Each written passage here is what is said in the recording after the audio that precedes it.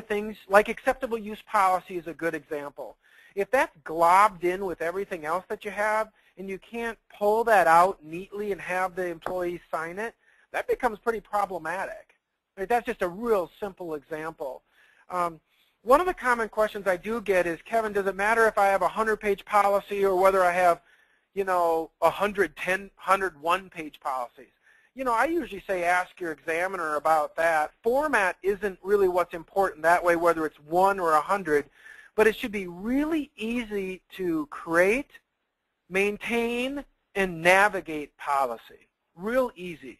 So if you have a computer incident, you should be able to very easily get your incident response program and that incident, right? And it shouldn't be buried in everything else, and it shouldn't be stored someplace in a manual or someplace on Jeff's hard drive or that kind of thing. I mean, this stuff needs to be quick. It needs to be accessible, and that's why that format, that central repository that John was talking about, now your bank always knows that when they need to access policies or procedures or plans or standards, or the regulator wants to get that, boom, it's easy enough to give that regulator access, or it's easy enough to get that quick access.